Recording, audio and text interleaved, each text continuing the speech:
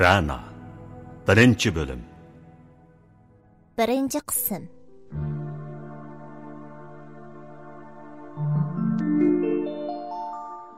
Onun bilan ikkimiz kichikimizdan birga o'ynab cho'ng bo'lgan.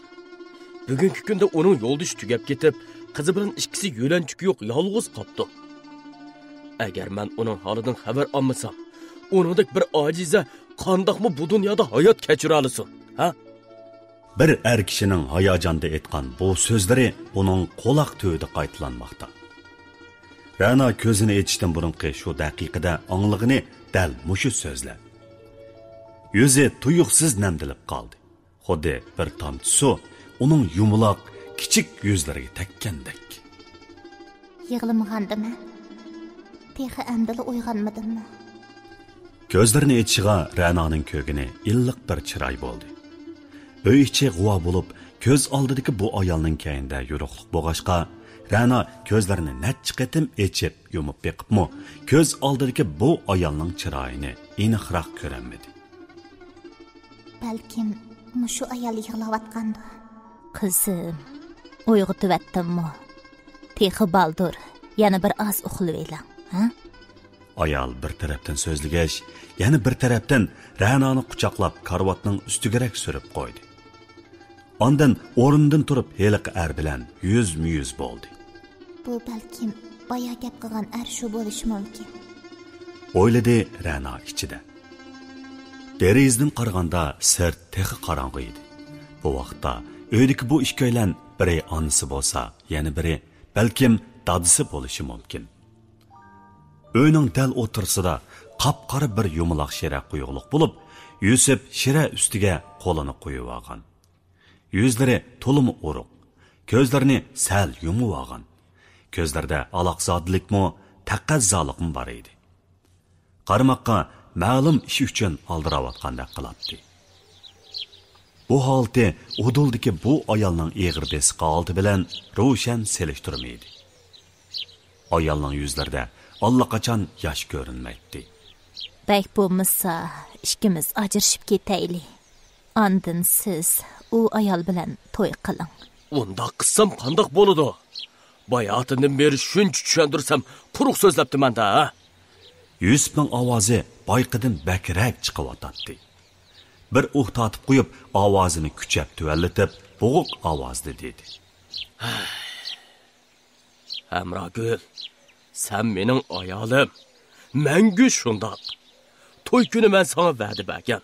Hozirmi o'zgarmaydi. U sening o'rningga qilchi tahdid ib kelanmaydi. Bo'ldi. Endi gap qilmang. Amragulning holati odatdan tashqari tamkin bo'lib, uning hozirgi holatidan uning hissiyotini his qilg'ili bo'lmaydi. Men astoydillik bilan o'ylashibman. Undaqdi yaxshi. Yusuf yenikligandek bir nittendi. Sen avval o'ylashqin. Men qaytib kelganda, men bizning yana hozirgidek tagishib, gap talashib o'ltirishimizni xohlamayman. Yusuf deydiganni deb bo'libla, Hamragulning inkosini kutmayla burilib chiqib ketdi. Uy ichi to'satdilla yerga yengni tushsa anglangudek darajada jimjit bo'lib ketdi. Hamragul joyidan medir-sidir qilmay turibdi. Karvatda yotgan Rana uning orqasidan qarab, uning mushtobda nima o'ylayotganligini bilolmadi. Faqat noit uzun vaqt o'tib ketgandek his qilyotdi. Uy ichi endi boyqidek qorong'u emas. Barbara yo'rvatdi. Quyosh nuri derizdan shung'ib kirib, Rananing ko'ngligi ustiga tushib, uni bir parcha illiq, ammo ozroq sovuqlik to'kilib turadigan moybuyoq rasmga o'xshatib qo'ygan edi. Oy, uyg'andingizmi? Keling. Degenicha qo'llarini so'zib, Ranani quchoqlab bag'riga bosdi. Bir illiq tabassum bahorning illiq ham mayin shamildek Hamragulning chiroyida jilvilandi. Xuddi boyqi ko'rinish azaldan yuz berib boqmagandekla. Faqat mush illiqlik to'kilib turadigan bu ovozni anglabla, Rananing butun badaniga bir illiq sezim asta-asta tarashqa boshladi. To'g'ri, bu uning onasi. Hamragul Rananing birdan-bir yulanchigi. Bu dunyodagi eng yaqin g'amguzori. U o'yga cho'mdi. Onasining o'sib yetilish jarayoni Ra'noga yod bo'lib ketgan. Ra'noning g'amguzori bo'lgan bu ayol kichigidan tang tushlarga selishtirganda jafoni ko'p tortgan edi. Onasi baldur tugab ketgachga u dadisining homisida cho'ng bo'ldi. Amragulning Ra'noga aytib berishicha, uning bolalik xotirlaridami onasiga oid ozroqmi uchur yo'q edi. Birdan bir esida qolgani doimla dadisining kitob ustida turadigan bir necha parcha rasm edi. Ularning oila sharoiti yaxshi bo'lsa-mu, ammo onasi baldur tugab ketib, o'gay onaning oldida cho'ng bo'lg'achqa, Amragul turmushda baldur pishishga majbur bo'ldi. Dadisi savdogar bo'lib, o'yga yo'qni tepib, pulni ko'p bagini bilan Ra'noga ko'p hamra bo'lolmaydi. Amragulning mijazi va ko'zlari kulib turadigan chiroyi onasini tortgan bo'lib, sho'x, gapdon, chechanligi bilan mahalladagi tang tushlarning sarkisi edi. Gerçi o'gay onaning oldida cho'ng bo'lgan bo'lsa-mu, o'gay onasi ishqi ko'p selib, bekor qo'ymag'ini hisobga olmaganda Ra'no bilan ancha korim yo'q edi. 17 yoshga kirgan Hamragul texmi to'lib, kulib turadigan ko'zlari, ikki mangzidagi oshu kulib turadigan ko'zlarga to'lim yarashgan bir jup siniqi, ajoyib yarashtirib kiydigan kiyimlar qo'shilib, mahalladagi yosh yigitlarning hammasining digidak tushlarida ko'radigan ma'shuqiga aylandi. Buningdan mustasno Hamragul o'z ishlari bilan oldirash yurganlarda hozirgi eri Yusuf kechalari Hamragul yotadigan uyning o'g'isiga chalma tashlab, gündüzleri onun o'tadigan yo'llarda oldin to'sib, ko'ngil izhor qilib, Hamragulni ayvash keltirib bulanmay, oxiri Hamragulning dadisiga bir qandoqlarni qilib yaqinlashib, u orqali Hamragulni o'ziga umrlik hamroh qilib, al yurtga noit cho'ng to'y qilib, dog'-dog'i bilan yo'tkab kelgan. To'y kuni kechasi Hamragulning yeni velishidan ansirab, "Ay, bundan keyin nimali ish yuz berishidan qat'iy nazar, uyda sening deganing hisob. Malla bo'lsam, malla hayot bo'lsam, sening saloyiting hargiz o'zgarmaydi. Ma'qulmi xotin?" degandek nurg'un va'dlarni berib, ondan Hamragulning yeniga kelishga jur'at qilgan edi. Ammo uning to'ydan keyingi turmushi ancha oddiy o'tmadi. To'y qilib hech qancha o'tmay Ra'noning bo'yida qoldi. Sizik tortib bulanmay qiynalib yurganlarda qayni onasi va ikki yangisining Yusuf boyadi bir xil, yo'q yadi bir xil qilgan muomalari, yo'qni ba, tugmidak ishni tugidak qilib yetkizib, Yusuf bilan Ra'noning orasiga ziddiyat selishlar qo'shilib, uni baraqli hol sirtib qo'ydi. Ajrashib ketay desa, bir yoqdan Ra'noni dadisiz qo'yishga qiymasa, yana bir yoqdan o'gay onasining oldiga qaytib bag'is kelmadi. Mana mushunda har xil sabablar tufaylidan har qancha xafalik tasimi yolg'iz qolganlarda toza yig'ilib olib, odam bojoyda hamma ishni kulib o'tkazib o'tib yurib, bir necha yildala chashlarga oqsanchidi. Tenini kesal chirmab oldi. Mana hozir to'y qilg'ili 17 yil bo'pti. Yusuf ikkisining o'tirsiga ziddiyat soladigan qayni onasini uzitib qo'yg'ilimi 5 yil bo'p qoldi. Ikki yangisimi yiroqqa taloliq bo'p ketgachga, yilda bir qatim kelgan hisobga olmaganda Hamragulning qo'liga tenish bo'p qoldi. Biroq Hamragul Ra'nodan keyin bo'yda qolmag'achqa, ham Ra'noni to'qqandan keyin Yusufning o'ziga yaqin kelishini toza xolimas bo'p qolg'achqa, Ra'no yeshig'i tegishigila Yusuf qo'shni mahalladagi nomi chiqqan boy Hashimoxonning yolg'iz qizi Robiya bilan ostirtdan ishpash tortishib qolgan. Shuningdan keyin garchi har qanday ishda nomda uning bilan maslahatlashganda qilsa-mu, uning o'ziga bo'lgan muomalasi xuddi suvib qolgan qaynoq suvdek yelman. Ammo yanala uning hurmatini xeli qiladi. Yusufmu dadisidan kichikli yetim qolgan bo'lib, oilada 3 bolaning cho'ngi bo'lg'achqa, turmushning eg'ir yuki texi bolaliqqa qenib bulanmagan Yusufning beshiga tushdi.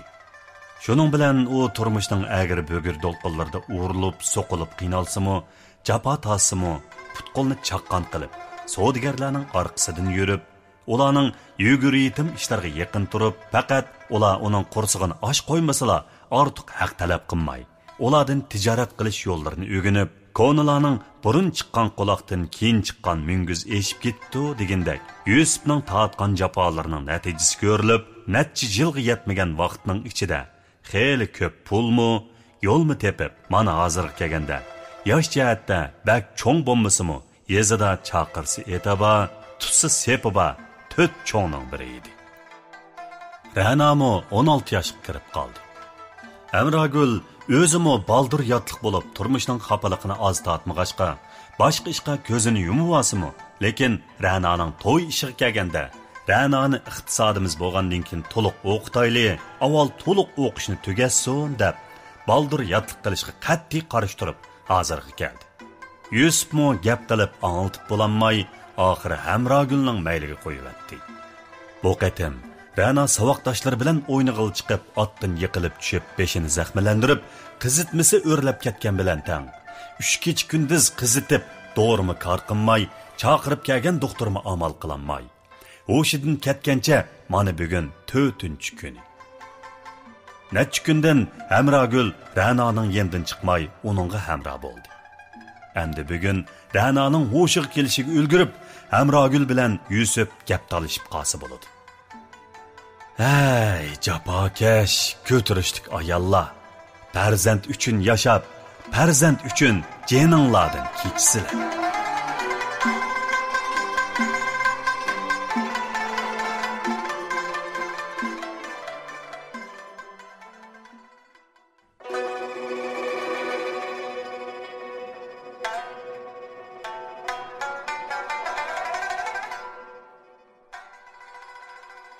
Tekla makanning bir burjikiga joylashgan bu chat makondan eng yaqin yana bir yezig berish uchunmi 2 kun ketadi.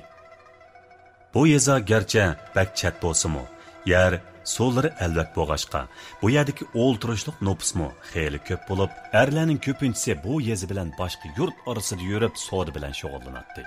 Yusufmo dal mushundaq savdogarlardan bo'lib, zehnining o'tkirligi, o'zining chechan, chaqqonligi bilan yezida xeyli nomi chiqqan dangdor savdogarlardan biri edi.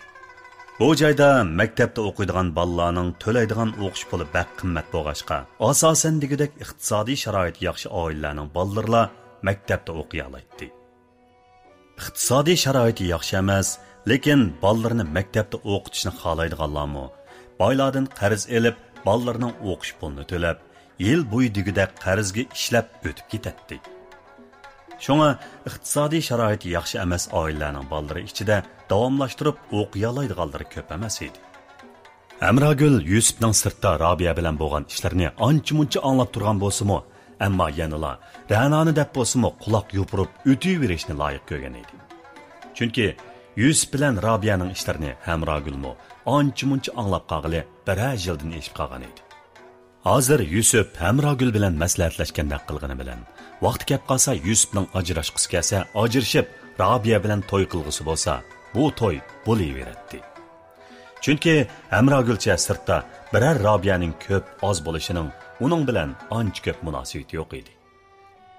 Agar u mushi bir Robiya sababli keyin o'zi va birdan bir qizi Ra'noning turmushidan nurg'un ko'ngilsizlik va kelishmasliklarning yuz berishini, Ra'noning taqdirining butunlay o'zgarib ketishini bilganida, balkim hozirgi bu qarorni chiqarmagan bo'ladi. 5-oy o'tirisi bo'lib qolg'ashqa, havomi xeyli isib qolgan edi.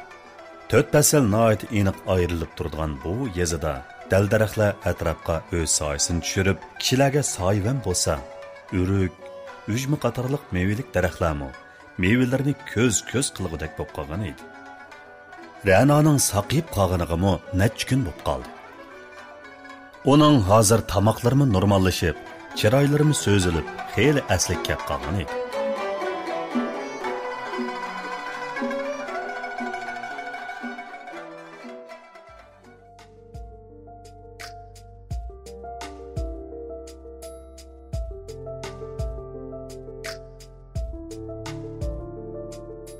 Ovoz berguvchilar. Bayon qilguvchi Abdusamad Abdurashid. Ra'no va Absi rolida Amina Bahri Qarlig'ash. Yusuf rolida Rahmatulloh Hizbullah. Qamar rolida Shuhrat Abdurahman. Xolida rolida Gulbahra Ubulqosim. Robiya rolida Asolat Mamad. Hanifa rolida Munavvar Qodir. Hamida rolida Muyassar Yasin. Ayşem rolida Gülnigar Ubulqosim. Boshqa rollarda Anvar Ibrohim, Mustafa Abdurayim, Amannisa Eli, Shoira Farhod.